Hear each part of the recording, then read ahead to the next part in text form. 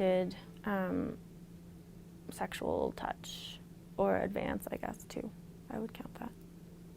My story is not told by the set of events that went on and what other people did. I tell my story.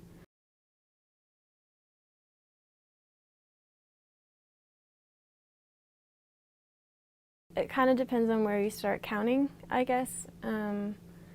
The earliest instance of like being touched in a way I didn't want that I can remember, I was probably 12. And then anything more serious, I was 16. Truthfully, it's shaped a lot of who I feel like I am now, and kind of where my focus is. I would say like my passion now is violence against women and doing something to prevent that, and educate people about that.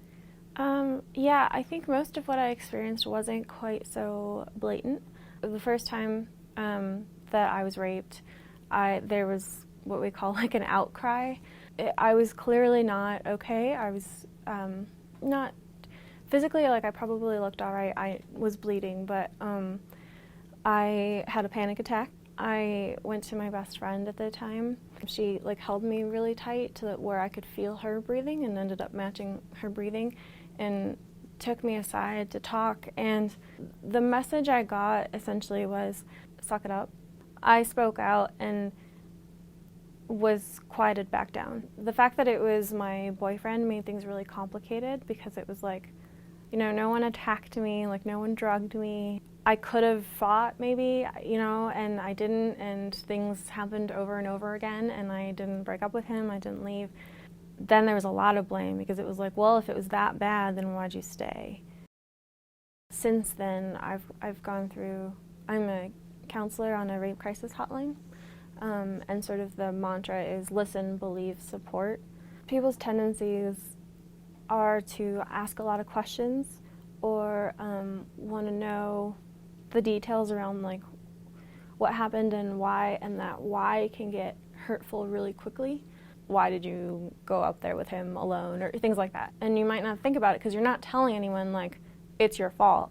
But by asking these why questions, you're asking someone to think about, yeah, well, why did I do that? And then all of a sudden it's on them again. Action at that point is difficult because, I mean, quite simply put, you know, a sexual assault takes away someone's autonomy and any kind of decision-making power that they have for themselves. And so for someone else to take over the situation and make decisions for them before they can get their bearings and decide what they want to do for themselves really just takes that power even further away from them. Asking questions in the form of, you know, what would be most helpful right now, or what would you like to do, you know, can I do anything?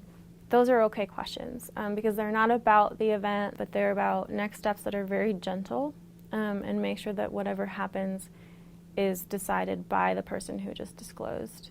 You know, I think if I had had more confidence in my right to a voice, things would have looked different, and if someone else had recognized the value in my voice, maybe they would have listened more.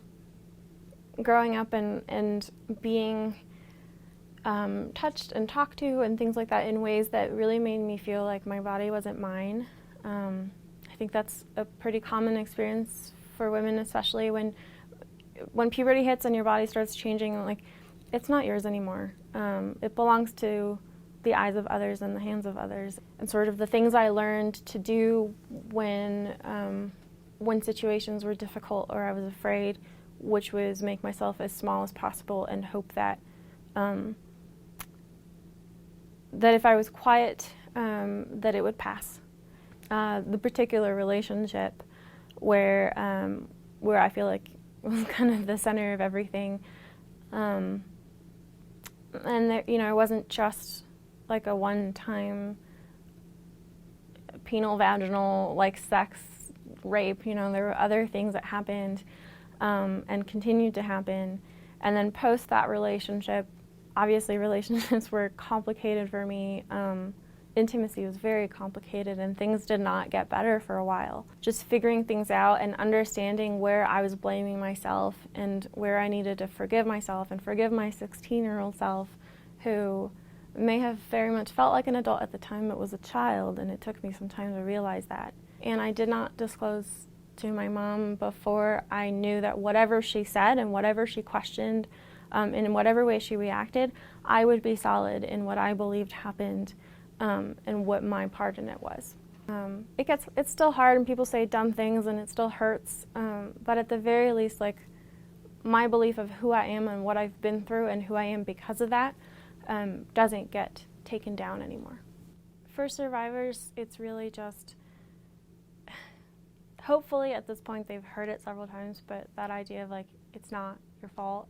Like, I think you can't hear that enough, because it takes a while, like, just hearing it versus internalizing it and really believing that for yourself.